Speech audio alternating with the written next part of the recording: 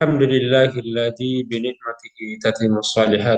Ya, wassalatu wassalamu ala asyrafil anbiya'i wal mursalin wa ala alihi wa ashabihi wa man walah. Allahumma anfa'na bima 'allamtana wa 'allimna ma yanfa'una wa zidna ilman. Alhamdulillah kita bersyukur kepada Allah atas karunia dan rahmat Allah kita dapat bersua kembali dalam majelis ilmu walaupun lewat Zoom. Semoga ini kita termasuk orang-orang yang disebutkan nama-nama indah di sisi Allah Subhanahu wa taala. Nah, semoga kita termasuk orang-orang yang disebut nama-namanya di kalangan para malaikat ya yang hadir dalam majelis ilmu Allah Subhanahu wa taala. Eh, Tema kita ini tetap dalam tuntunan keluarga sakinah, namun aspeknya nanti keluarga yang bagaimana menyikapi Ramadan. Jadi cara menyiapkan keluarga menyongsong bulan Ramadan. Kenapa? Ini penting karena pribadi yang berpikir untuk diri dan keluarga itu sangat penting. Bagian dari panggilan iman. Ya, sikap menerima dan uh, adanya keterpanggilan, merasa terpanggil untuk menjaga diri dan keluarga itu bahagian dari keimanan pula. Ya ayyuhalladzina amanu qu anfusakum wa ahlikum nara. Jadi hai orang-orang yang beriman, jagalah diri kamu dan keluarga kamu. Jadi kalau Allah Subhanahu wa taala memanggil itu berarti sikap orang beriman terhadap panggilan itu adalah sikap menerima ya, sikap menerima dan memenuhi panggilan itu dan merasa terpanggil walaupun tidak dipanggil merasa terpanggil apalagi memang kalau Allah Subhanahu wa taala sudah meminta seperti yang pertama. Kemudian yang kedua, karena bulan Ramadan ya sudah tidak lama lagi di hadapan kita ini. Ini sekarang sudah kita masuk sisa 4 hari lagi ya. Jadi dari 26 atau 25, 26, 4 hari tanggal 11 kita sudah mulai berpuasa.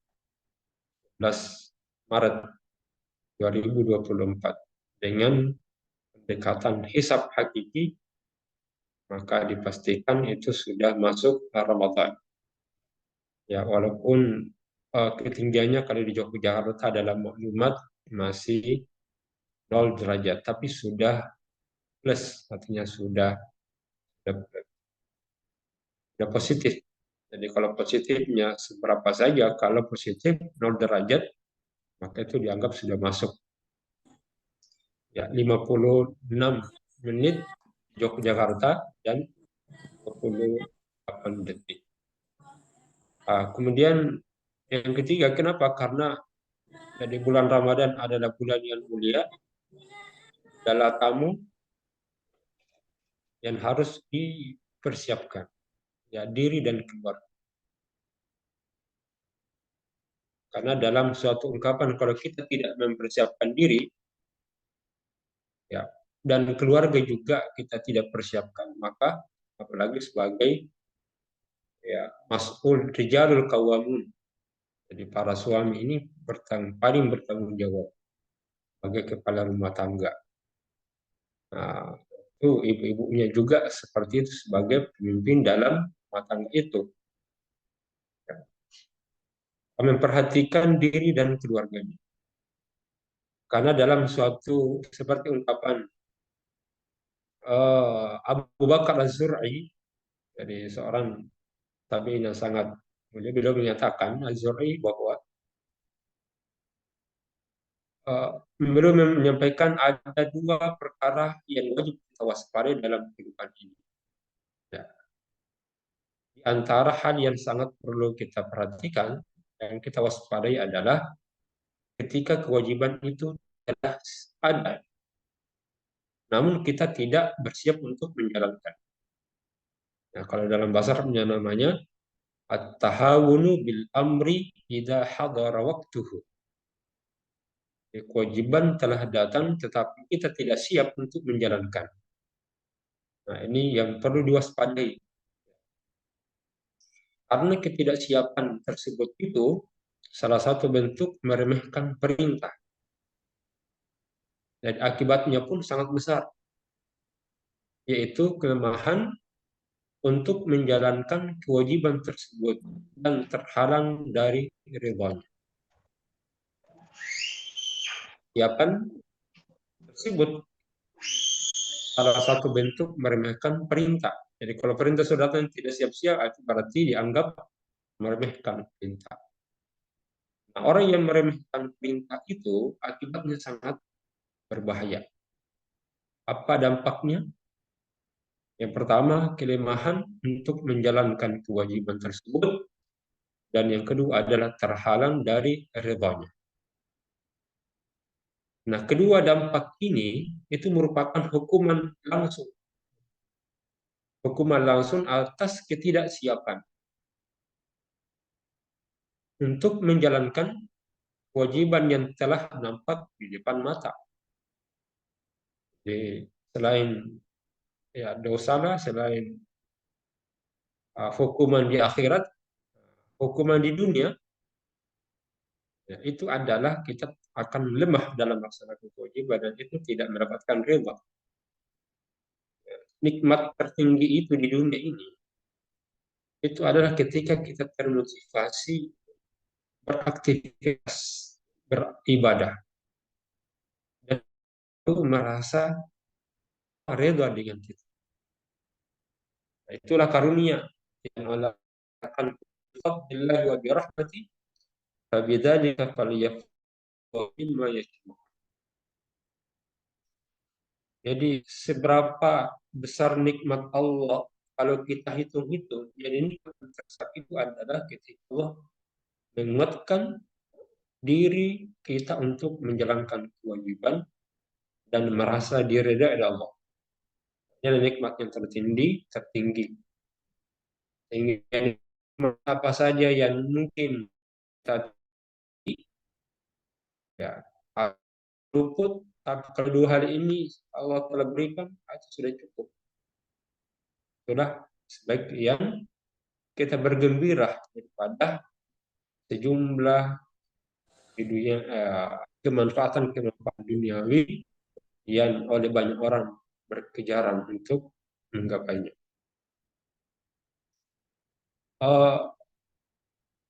Kenapa kita harus bersiap? Ya, kesiapan tadi kita jelaskan karena itu bagian dari keimanan. Maka ada minimal ya, mungkin kita bisa pilih ya bentuk menyiapkan diri masuk bulan Ramadan yang penuh dengan berkah. Ya, karena bulan Ramadan adalah seperti Rasulullah SAW kalau sudah datang Ramadan, beliau menyampaikan kepada para sahabatnya, "Qad ja'akum syahrul Ramadan, syahrul mubarak." Sungguh telah datang kepada kalian bulan Ramadan. Bulan yang penuh dengan berkah. Iftaradallahu alaikum siyamahu. Dan Allah Subhanahu wa taala mewajibkan atas kalian berpuasa. Tuftahu fihi abwabul jannah. Pintu-pintu surga dibuka. Wa tughlaqu fihi abwabul jahim. Dan pintu-pintu neraka tertutup. Wa tughallu fihi syayatin. Dan setan-setan pun dibelenggu. Fihi lailatun khairum min alfi syahr. Di dalam bulan Ramadan itu terdapat sebuah malam yang lebih baik dan dibandingkan dari 1000 bulan.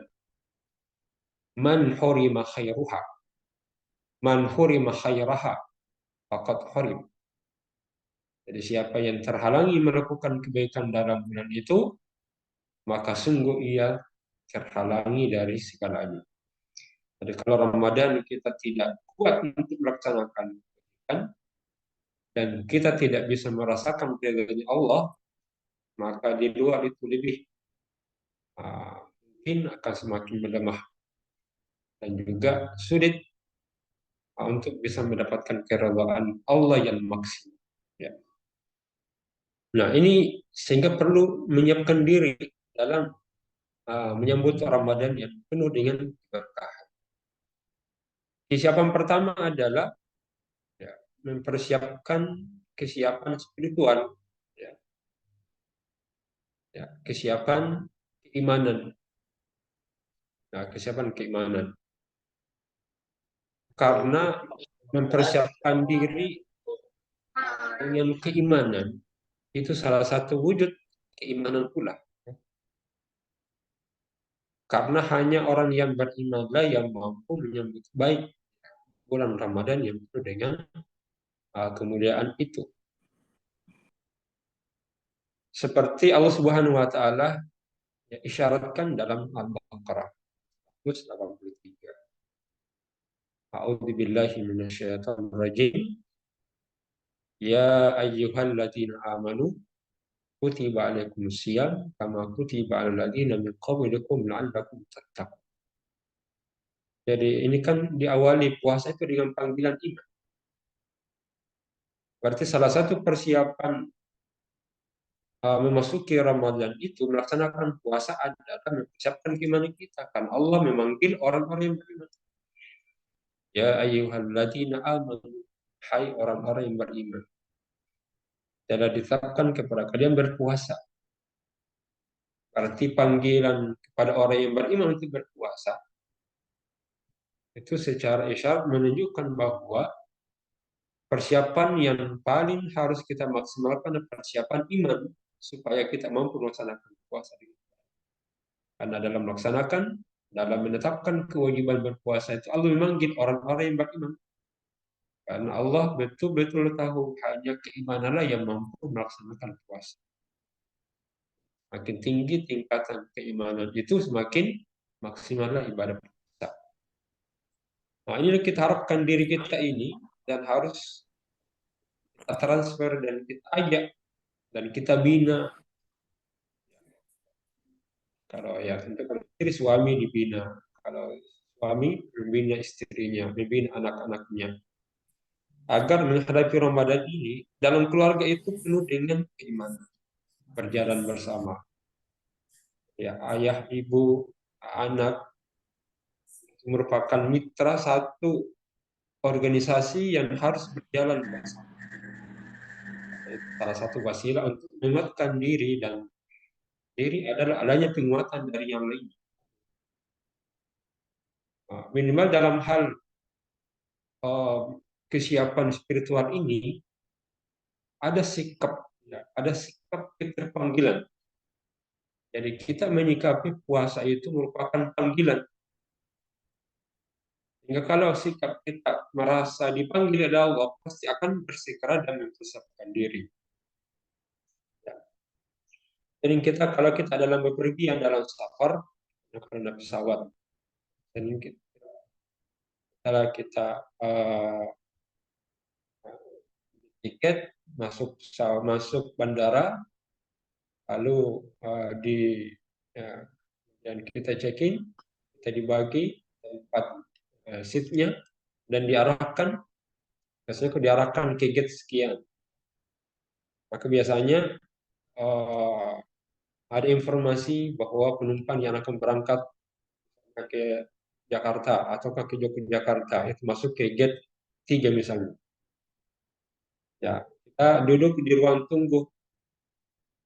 Ya, biasanya panggilan-panggilan itu kita siapkan diri. Ya, telinga ini bersiap-siap ketika ada panggilan bersegera. Bahkan kalau panggilan itu muncul pada penumpang yang akan berangkat ke Yogyakarta, dipersilakan naik pesawat ke gate 3 misalnya. Kalau kita tidak merasa terpanggil, pasti dia tidak akan masuk. Akibatnya tertinggal pesawatnya. Nah, maka kalau tertinggal pesawat, celaka. Rugi. Nah, harus beli tiket lagi. Tapi kalau kita merasa terpanggil, bahkan sebelum panggilan itu muncul, ya kita sudah bersiap. Naik ke gate-nya, lihat jam berapa, boarding pass jam berapa, boarding pass-nya jam sekian. Pada saat panggilan itu tiba, lompat, tiba lompat. Bahkan mungkin yang mau buang air tidak jadi buang air, takut ketinggalan pesawat. Sesuatu yang menjadi penting tidak jadi penting, hilang pentingnya semua karena kita merasa terpanggil dengan panggilan itu, dan kita yakin dengan panggilan itu kita bisa merasakan selamat. Kita tidak tertinggal, tidak berpotensi mendapatkan kemudaratan. Tertinggal pesawat. Nah, itu satu ilustrasi orang yang selalu bersiap dan dia tahu bahayanya, dia akan tunggu-tunggu itu. Dan dia tahu kemanfaatannya ketika datang naik dengan tepat waktu dan cepat. Akan selamat sampai ke tujuan. Nah, kita orang beriman juga ini harus begitu. Ketika Allah sudah memanggil, ya ayyuhalladzina amanu, ya maka harus ada sikap keterpanggilan dalam diri kita. Ya, supaya sebelum dipanggil itu sudah mempersiapkan diri. Apalagi kalau memang sudah dipersiapkan. Itu yang pertama. Jadi persiapan spiritual itu kalau kita merasa terpanggil setiap panggilan-panggilan Allah. Dan itu bukan hanya puasa, ya, bukan hanya puasa saja, tapi ibadah-ibadah lain seperti sholat, hayyalah sholat, hayyalah falah. Orang yang merasa terpanggil ketika azan dikumandangkan, seluruh aktivitasnya itu akan ditinggal.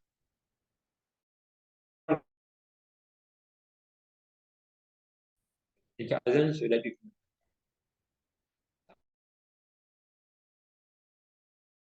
dakwah itu ketika Allah telah menyatakan ud'u ila sabil rabbik qul hadhihi sabili a'udzu ila Allah ala basirati, maka sikap keterpanggilan inilah yang akan nanti selalu menerobos segala rintangan halangan di hadapan. Nah, itu bagian dari dorongan keimanan.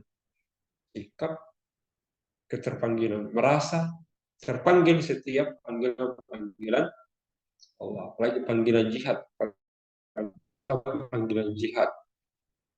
Ketika merasa terpanggil, maka tidak ada kekuatan yang mampu menghalangi itu.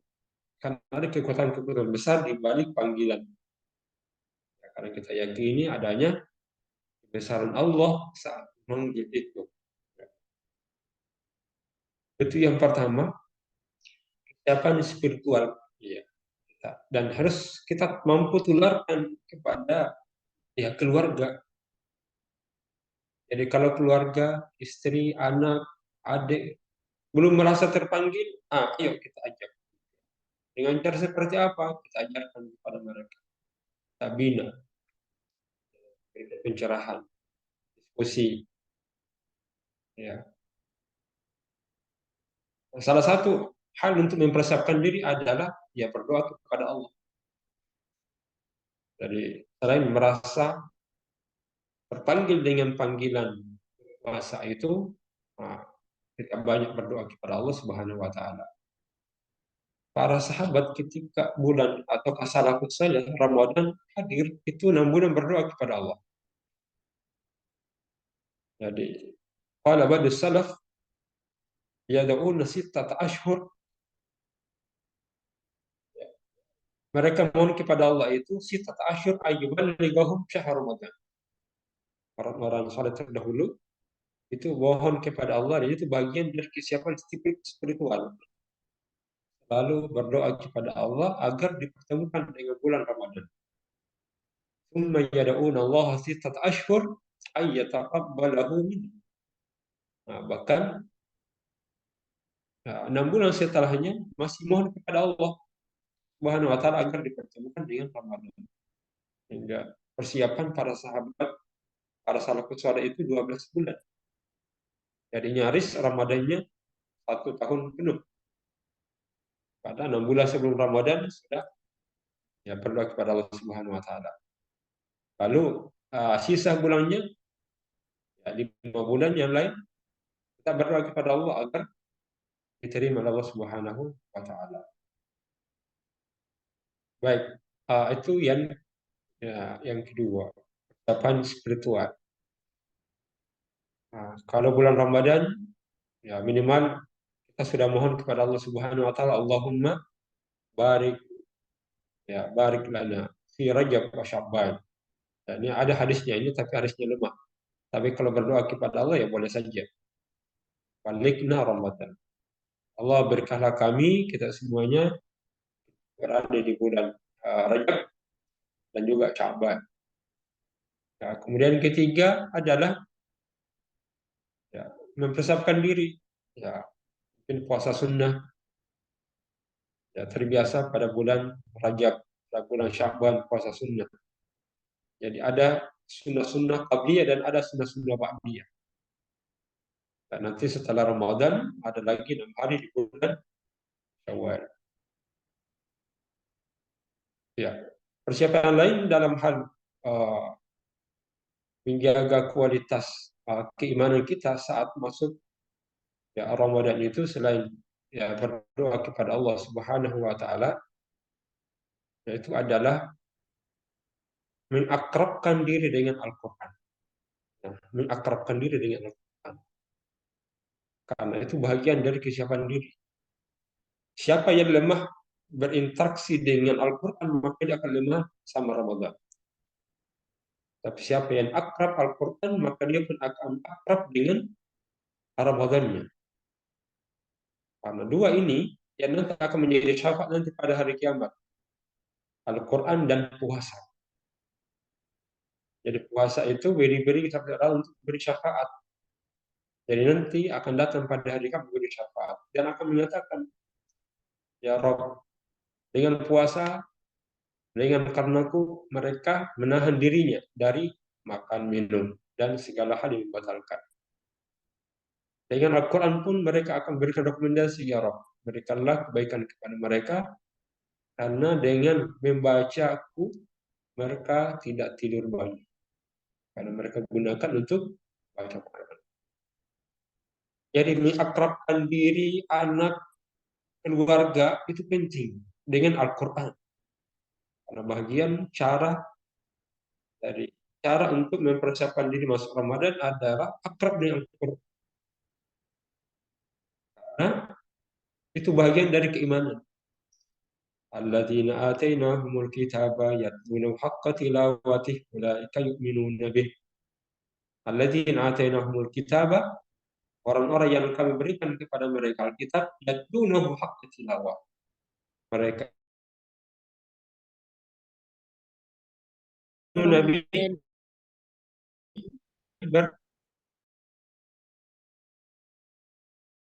Quran ini itu satu level. Jadi kalau interaksinya dengan Al-Quran itu bagus, maka amal solehnya itu akan naik. Tapi kalau Qurannya ini, interaksinya dengan Quran ini lemah, turun, maka amal solehnya itu pun itu akan turun. Jadi dua hal ini berbarengan itu. Jadi kalau orang yang bagus amal solehnya itu bagus, akrab dengan, tapi mereka yang bermasalah dengan amal solehnya itu agak sulit berinteraksi dengan Quran. Jadi cara untuk menguatkan ibadah Ramadan adalah sejak awal kita akrabkan diri dan keluarga-keluarga kita. Supaya merasa bahagia dengan Quran. Ya, itulah kita sebenarnya penting itu. Kita di pesantren Kyai Haji Amalin Amin ini di Universitas Madinah akan melaksanakan daurah. Jadi karena bahagian dari interaksi kita dengan Ramadan adalah interaksi dengan Quran. Ada daurah untuk ya tingkat, ini ada juga tingkat ya remaja. Daurah selama 10 hari. Kali bahagian cara menyambut dan uh, cara berinteraksi dengan Ramadan itu adalah mengakrabkan diri dengan Al-Quran. Apakah membacanya, apakah min tadabburinya, apakah min hafal. Jadi kalau ada ya adik-adiknya, kalau ada putri-putrinya yang hendak ikut daurah, dipersilakan nanti menjadi ahlul Quran, menjadi penghafal Al-Quran. Baik. Kemudian cara mempersiapkan diri yang lain adalah lain dengan Al-Quran, persiapkan diri dengan Al-Quran dan keluarga adalah ya, banyak bertobat kepada Allah Subhanahu wa taala. Ya, hati yang bersih walaupun banyak dosanya, ya itulah yang terkadang menjadi ringan kita dalam beribadah. Ketika dosa-dosa kita itu terampuni oleh Allah. Dan salah satu amalan itu diringankan oleh Allah ketika dosa-dosa itu terangkat, maka terampuni oleh Allah Subhanahu wa taala. Jadi Nabi saja Sallallahu Alaihi Wasallam yang sudah diampuni itu selalu saja mohon ampun kepada Allah, istighfar minimal ya 70 kali, 100 kali dalam setiap harinya. Tidak ada yang rugi, tidak ada yang rendah. Seseorang tidak akan rendah dengan banyak istighfar. Seseorang tidak akan terhinakan dengan banyaknya permohonan ampun di hadapan Allah. Justru situlah Allah akan mengangkat derajatnya karena menyatakan dirinya lemah di hadapannya. Istighfar kepada Allah Subhanahu wa taala. Baik. Kemudian yang kedua ada kesiapan. Dan ya, tentu ada kesiapan uh, ta'awun dalam salah satu hal yang memperkuat spiritual kita adalah membantu orang lain. Jadi berinfak, semacam berbakti amal sosial. Jadi silaturahim. Silaturahim itu penting bagian dari pembersihan jiwa. Mungkin ada saja hal-hal dalam interaksi kita dengan orang lain dan itu yang terkadang memberatkan kita beramal soleh. Ya, hubungan yang tidak bagus antara satu dengan lain, apalagi sekarang dalam masa-masa ya pencalekan, ya presiden, pemilu, dan karena kepentingan dunia ini sulit kita untuk bisa menerima menerima kekurangan orang lain dan justru melihat ya, kelebihan kita. Padahal di situ penting bagian dari penguatan keimanan adalah silaturahim, menjaga hubungan kerabat yang baik. Apalagi itu adalah keluarga inti, ayah, ibu, ya masa tua, lagi sudah tua ya perlu silaturahim itu. Maka tidak memang kalau ada misalnya yang pulang kampung, itu bagian terwasilah untuk bisa menguatkan keimanan kita dan silaturahim. Nah, datang anak yatim piatu, orang-orang miskin, kita berinfak, kita bersedekah. Dan itu cara terkuat untuk bisa menguatkan keimanan terlewat itu. Rahim, berbagi pada orang yang butuh. Yang kedua adalah ada persiapan, jadi iddad as-saqafi, persiapan keilmuan. Kalau kita ilmu, jadi selain mempersiapkan keimanan kita, yang sangat penting adalah persiapan ilmu. Minimal apa hakikat itu puasa, apa keutamaannya, apa syarat-syaratnya, apa rukun-rukunnya, apa menjadi pembatal. Jadi apa menjadi pembatal. Minimal kalau masuk Ramadan, ya apa doa kita ketika masuk Ramadan itu butuh pengetahuan, wawasan. Ya kapan kita mulai puasa, apa pantangannya, apa larangan-larangannya. Jadi mengilmui ilmu tentang hakikat puasa. Itu persiapan penting dalam bulan Ramadan. Minimal misalnya ada doa Nabi SAW setiap masuk bulan baru. Ya. Di antaranya Nabi SAW selalu baca doa, Allahumma ahillahu alaina bil yumni wal iman. Salamati wal islam, rabbi wa rabbukallah. Ini biasanya Nabi kalau masuk Ramadan, walaupun ini bukan khusus Ramadan tapi bulan apa saja, bulan Hijriah. Ya, di mana Nabi mengatakan, ya Allah, perjalankanlah bulan ini kepada kami dengan penuh kebajikan dan ketentraman. Allahumma ahillahu alaina bil yumni wal iman wassalamati wal islam. Ya, keselamatan dan keislaman. Rabbi wa rabbukallah. Nah, Tuhanku dan Rabb Tuhanmu itu, wahai bulan, itu adalah Allah. Tadi doanya. Allahumma ahillahu alaina bil yumni wal iman wassalamati wal islam. Nah, Rabbi wa rabbukallah. Ini bisa dibuka dalam buku doa, ya buku Sahih atau hadis riwayat Tirmizi dan Abu Dawud. Allahumma ahillahu alaina bil yumni wal iman wassalamati wal islam. Dan juga harus kita tahu wawasan tentang keutamaan berpuasa. Semuanya amalia Ramadan. Ya, puasa ini termasuk amalan-amalan yang amalan utama karena ya tidak ada balasannya kecuali balas. As-sawmu li wa ana ajzi bih. Jadi apa saja kalau ada amalan tidak dijelaskan pahalanya langsung, itu artinya pahalanya tidak terhingga. Itu besar. Di antara amalan-amalan yang tidak disebutkan pahalanya langsung adalah sabar. Di antaranya adalah puasa.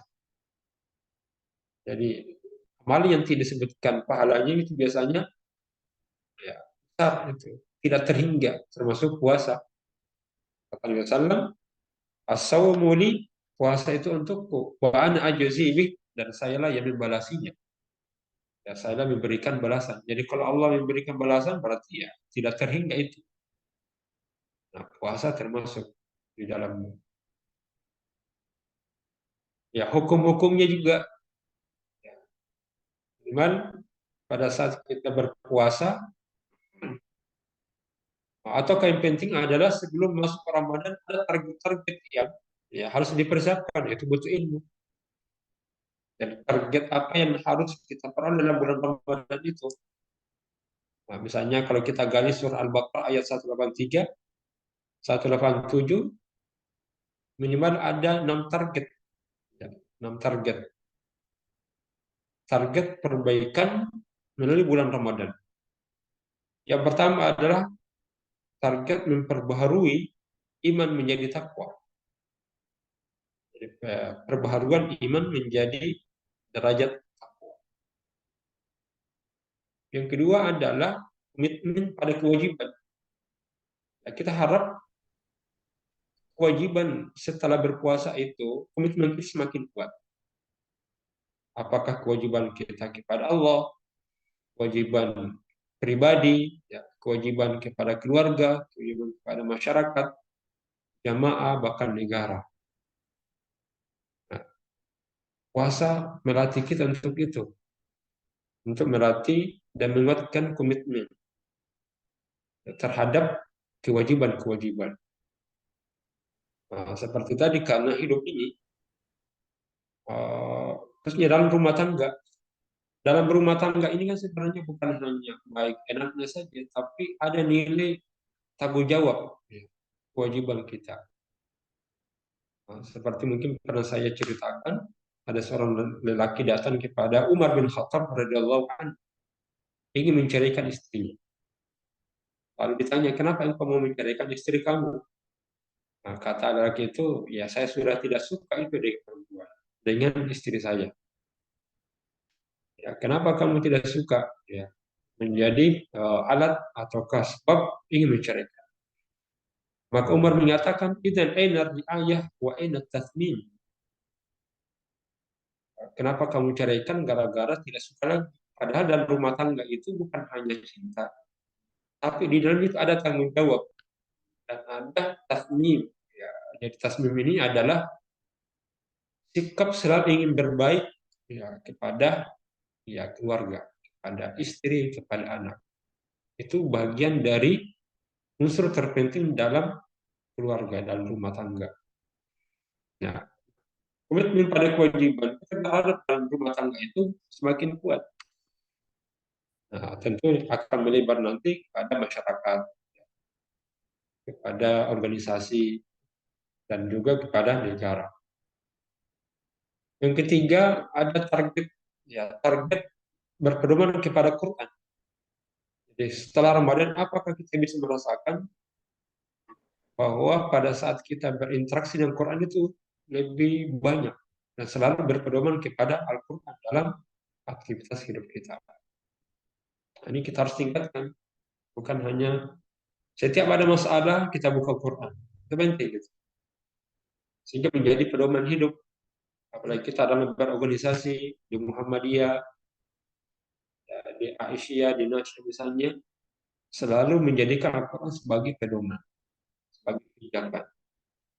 Jadi kita berharap setelah berinteraksi dengan Quran, semakin kuat ya keinginan dan pijakan untuk mau berpedoman kepada Quran, lalu membaca apa saja yang dihadapi, kita buka Al-Quran menjadi solusinya.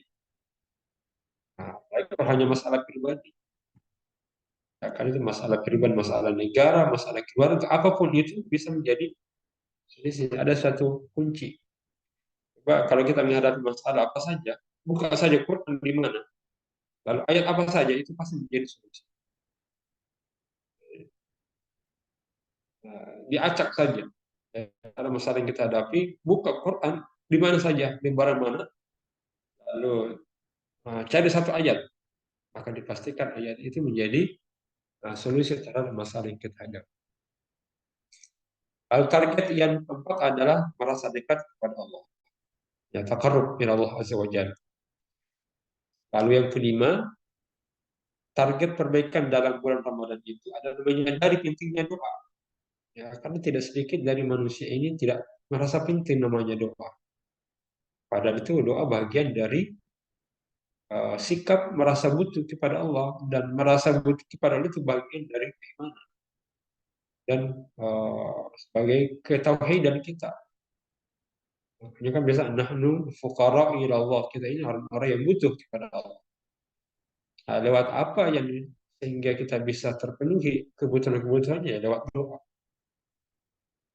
Nah, doa mukhul ibadah, kotak ibadah. Dan keenam adalah ada target perbaikan melalui ibadah adalah disiplin. Menunaikan kewajiban, waktu, taat. Nah, belum lagi tentang nanti ya bagaimana puasa hukumnya, kapan kita berniat, bagaimana caranya berniat, bagaimana apa yang kita harus tahan, menahan diri dari mana, ya makan, minum, dan segala hal yang membatalkan, or apa saja, apa sunnah-sunnah di dalam berpuasa, ya siapa yang dilarang berpuasa, ya tentu ya, wanita haid, nifas, ada keringanan-keringanan, siapa yang diringankan oleh Allah, supaya harus tahu supaya ketika orang merasakan dan mengalami itu, maka boleh dia tidak berpuasa. Kan? Hanya karena sakit, karena safar, karena usia misalnya, karena sakit menahun yang tidak dapat diharapkan sembuh, hamil dan menyusui karena bekerja berat. Jadi banyak perkara-perkara hukum seputar puasa itu perlu dipahami. Nah, maka perlu diajarkan dalam rumah tangga, dalam keluarga kita. Jadi kita yang tahu, ajarkan kepada istri, ajarkan kepada suami, ajarkan kepada anak-anak, paman, bibi. Kan itu tanggung jawab kita. Ya, karena masuk surga bukan sendiri, harus berbarengan. Kalau tidak, itu nanti pertanggung jawabannya. Diminta pertanggung jawaban. Usakum wa ahlikum nara. Nah, kalau ada orang berpuasa, lalu bagaimana cara menggantikan? Dan jangan sampai tidak berpuasa Ramadan, tapi tidak tahu cara mengganti. Ya, harus tahu bahwa sakit digantikan di hari lain. Kecuali kalau sakit menahun, maka cukup membayar fidyah. Nah, sama safar diganti di hari lain. Usia tua tidak perlu diganti dengan puasa, maka cukup membayar fidyah. Sama ibu hamil, menyusui. Ibu hamil tidak mesti diganti dengan puasa juga. Kalau dia sudah bayar fidyah, maka sudah tidak wajib lagi dia menggantikan. sama dengan pekerja berat.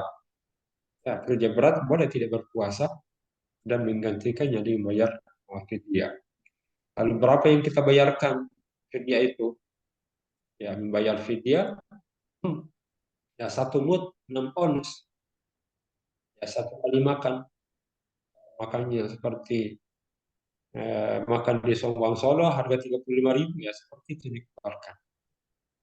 Bisa dibayar tiap hari atau kan nanti dikumpul 30 hari, dan dikumpulkan 30 orang, orang miskin, orang fakir diberi makan. Ya. Apa yang memakruhkan, ya perlu kita pahami. Itu yang kedua, mempersiapkan diri secara ilmu. Dan ketiga adalah fisik, perlu mempersiapkan diri secara fisik sehat dalam berpuasa. Karena yang namanya puasa ini kan butuh fisik. Sehingga Nabi SAW itu pernah melarang orang yang fisiknya lemah berpuasa. Laisa minal birri asyamu fis safar. Bukanlah suatu kebaikan uh, berpuasa ketika dia safar yang melelahkan, yang meletihkan. Ya, jangan, kenapa puasa tidak diberi puasa diringankan bagi orang musafir? Kan itu sifat dalam perjalanan itu melelah, ya sehingga boleh dia tidak berpuasa. Ya baik, itu persiapan fisik penting. Ya, jaga kesehatan supaya maksimal dalam berpuasa. Dan juga yang terakhir adalah persiapan sosial. Ya, ini butuh, ya, seperti saya sudah jelaskan, ya, berinfak, ya, berinteraksi dengan orang lain, kemudian membangun relasi yang bagus. Dalam beribadah bukan hanya kita untuk diri sendiri, tapi di situ ada hak orang lain. Ya, maka perlu dibangun, menguatkan diri dengan berjiwa sosial. Baik, saya kira demikian yang kita ini. Baik, terima kasih Ustaz. Masya Allah, banyak sekali ternyata amalan-amalan yang kita harus persiapkan menyambut bulan Ramadan ini. Dan tentunya Yunda-Yunda dan para hadirin yang ada di layar Zoom ini memiliki banyak pertanyaan-pertanyaan yang ingin diajukan kepada Ustaz. Bisa melalui kolom chat, juga bisa jika mau memakai fitur raise hand untuk berbicara langsung, menyampaikan pertanyaannya, silakan jika ada. Ini sudah ada satu yang masuk, Ustaz Abe. Ini Ustaz, bagaimana menyikapi fenomena pamer kebaikan, pamer ibadah dalam bulan Ramadan? Mungkin ini juga berlaku di luar Ramadan. Karena misalnya dia memamerkan bagaimana dia bersedekah atau sholat di sosial medianya, karena kan ada dalil yang menganjurkan untuk menyembunyikan amal ibadah.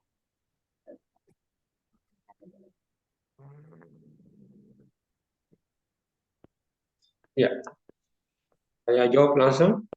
Iya, Ustaz. Menunggu yang lain. Saya tidak berkelompok. Iya. Ya, baik.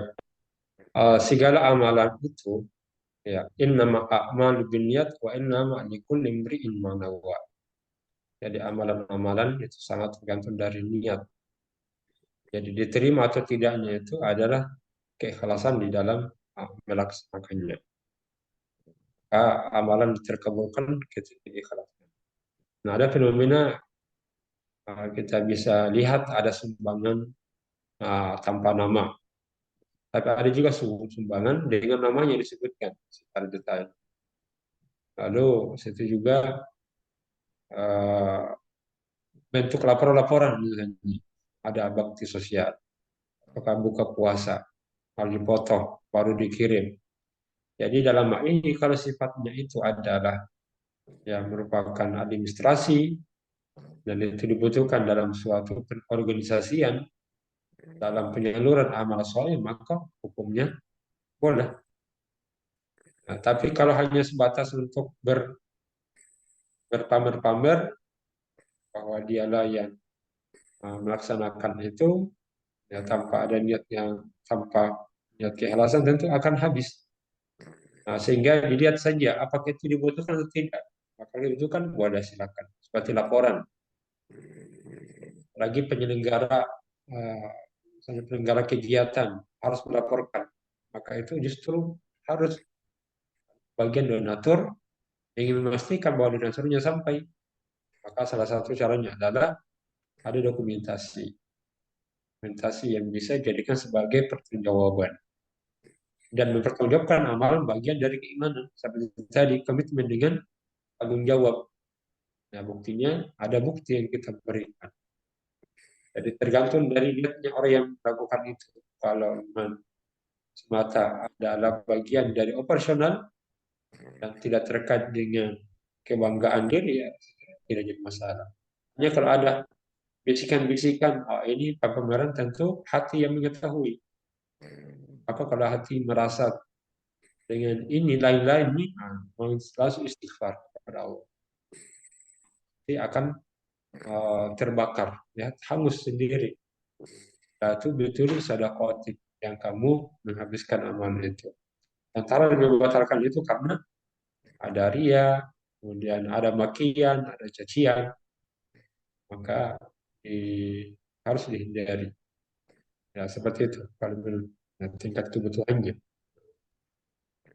Baik, Ustaz. Terima kasih Ustaz atas pencerahannya. Tentunya itu dalam sosial media masih banyak remaja-remaja yang masih uh, berdebat soal itu, Ustaz. Ada yang raise hand, Ustaz, mohon izin atas nama Nurmi Abdrafik. Silahkan. Iya, syukran atas kesempatannya. Kami mau bertanya Ustadz tentang bagaimana hukumnya bagi yang belum belum belum sempat mengganti eh, apa mengkodak puasa yang bulan tahun lalu Ustadz karena eh, faktor sakit Ustadz, dan ini sudah beberapa hari lagi sudah mau masuk di bulan Ramadan. Ya, itu mungkin saja Ustadz. Ya, jadi tetap digantikan di hari lain. Tetap digantikan. Jadi kalau masuk Ramadan belum disampaikan, maka tetap berpuasa saja. Berpuasa Ramadan nanti digantikan setelah Ramadan. Jumlahnya tidak bertambah. Jadi tetap hari berapa hari ini tinggal. Jadi tidak ada denda karena diam-diam pakai dulu boleh disegerakan, boleh juga ditunda. Jadi bisa. Hanya saja memang kalau dalam beramal saleh kan perlu dipercepat. Tapi kalau kondisinya seperti ini, maka tetap berpuasa Ramadan lalu digantikan di hari lain. Jadi tidak hangus dengan setelahnya Ramadan. Jadi tetap ada yang namanya utanya harus diselesaikan. Ya. Baik, terima kasih Ustaz atas jawabannya. Satu mungkin lagi Ustaz, ini terkait bagaimana peran perempuan yang mungkin ibu rumah tangga dalam menghadapi puasa Ustaz. Karena kita tahu bahwa terkadang perempuan harus menyiapkan menu-menu yang tentunya menggugah pada keluarga, baik itu sahur maupun buka, sehingga untuk memakan butuh waktu, Ustaz, di sisi tenaga. Apakah bagaimana meneguhkan sebenarnya kepada perempuan, meyakinkan perempuan bahwa mempersiapkan menu itu pun untuk berbuka maupun sahur itu merupakan juga bagian dalam keutamaan dalam gitu. Ya, baik. Jadi ibadah puasa itu ya tidak sebatas tergantung al-fahmu, perlu pemahaman yang tepat. Jadi puasa itu bukan hanya sekedar menahan, ya tidak minum, Tapi segala hal yang berkaitan dengan ibadah itu ya masuk. Apalagi kalau buat makanan, ya. Persiapan sahur, persiapan buka puasa, apalagi masuk kategori ibadah sosial. Ibadah sosial itu berlipat ganda misalnya. Beda kalau baca sendiri, baca Quran ya, untuk dirinya. Tapi kalau ibadah sosial, dia dapat pahala karena kebaikannya itu untuk dirinya juga untuk orang lain. Jadi berlipat-lipat. Ya, sama kalau jihadnya Pak Ibu-ibu kan kalau perang mempersiapkan. Nah, kalau laki-lakinya mengangkat senjata. Nah, kalau sahabiannya mempersiapkan persenjataan. Nah, sama lah mempersiapkan. Sehingga terkadang ibu-ibu itu diberi kelonggaran juga. Misalnya mau bersama makan, mau dicicipi, boleh. Karena mau mempersiapkan makanan yang enak-enak buat suami, kan, buat keluarga, buat anak, buat apa buka puasa untuk jamaah. Maka dibolehkan untuk mencicipi, untuk merasakan. Maksudnya untuk merasakan, bukan untuk menikmati. Kan ada dua, merasakan dan menikmati. Kalau rasa asin, rasa manis, pahit, nah boleh. Tapi jangan sampai dinikmati. Dinikmati itu masuk ke tenggorokan. Hanya perlu butuh, oh dinikmati itu. Nah, maka itu batal. Jadi tidak masuk hal mengurangi pahala. Terfikir, oh ini bapak-bapak ngaji terus, ibu-ibu ini di dapur terus. Padahal itu besar juga pahalanya. Itu. Kan ada ibadah sosial. Jadi tidak semata mengkhatamkan Quran, tapi ada amal-amal sosial yang dimana tetap dilipat gandakan. Ya, baik. Ini ada di chat. Nah, ini kalau di kita di tadi, kalau khawatir terhadap diri dan juga anak, maka sebaiknya tidak berpuasa. Nah, kalau kita khawatir terhadap anak, diri mungkin, apalagi kalau diri dan keluar diri dan anak khawatir, maka justru itu tidak boleh berpuasa. Dan cara menggantikannya, ya, ya menggantikan menurut tarjih itu hanya bayar fidyah, tidak menggantikan mengqadha puasa di hari lain. Walaupun Syafi'iyah, ya artinya kalau khawatir terhadap anaknya dan jadinya, di mana ia tidak berpuasa, maka dia membayar fidyah sekaligus nanti diqadha di hari lain. Nah, kalau dalam tarjih tidak cukup satu membayar fidyah saja.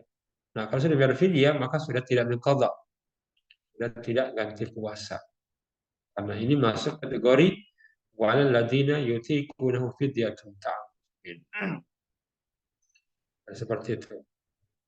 Wallah.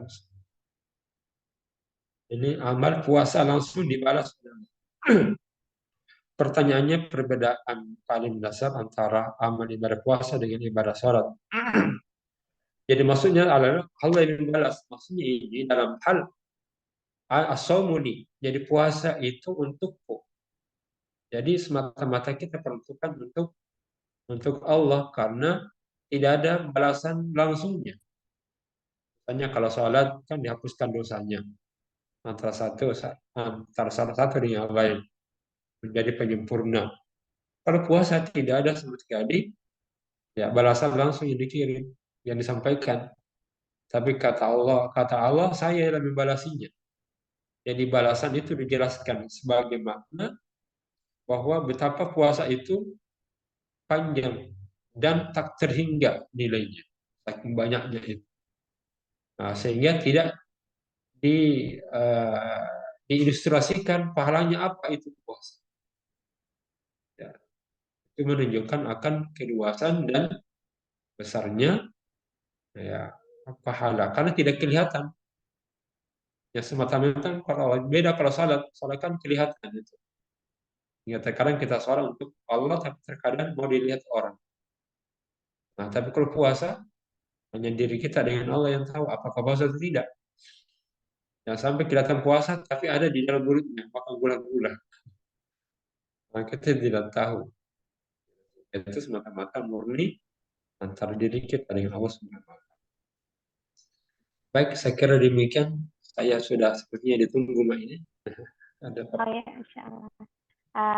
Baik, Ustaz, terima kasih banyak atas pencerahannya. Mohon maaf juga kepada seluruh partisipan pada hari ini. Ustaz ada kegiatan selanjutnya, sehingga mungkin bisa kita cukupkan pada kesempatan hari ini. Insya Allah kita akan bertemu pada kesempatan selanjutnya. Ada beberapa hal yang perlu saya kuatkan di penutup pada malam hari ini, bahwa mari kita mempersiapkan keimanan kita menyambut bulan suci Ramadan ini. Kita memperbanyak doa kepada Allah, mengakrabkan diri dengan Al-Quran, memperbanyak bertaubat, membantu orang lain bersilaturahim, dan tentunya semuanya itu dilakukan bersama keluarga di rumah, bersama suami, bersama anak, bersama orang tua, bersama mertua, dan juga yang tak kalah pentingnya adalah mempersiapkan fisik menuju bulan puasa ini. Baik Ustadz, sebelum saya tutup mungkin ada closing statement dari Ustadz. baik. Merasa terpanggil atas setiap panggilan Allah adalah kemenangan. Oleh karena itu, perkuatlah kemenangan dengan mengasah keimanan. Karena hanya keimananlah yang mampu mendorong seseorang merasa terpanggil. Kemudian kedua, puncak ibadah, puncak nikmat tertinggi itu kalau dikuatkan oleh Allah dalam beribadah dan kita bisa merasa ridha. Nah, berpuasa adalah momentum yang terbaik untuk bisa mendapati semuanya. Jadi kita mohon kepada Allah agar dikuatkan, dipertemukan dengan Ramadan, sehingga nilai-nilai tadi itu selalu terawat dan selalu dikuatkan dengan puasa-puasa yang terus berulang dari tahun ke tahun. Ya, Nasrullah fatul qarib, abasyiril mu'minin. Assalamualaikum warahmatullahi wabarakatuh. Waalaikumsalam warahmatullahi wabarakatuh.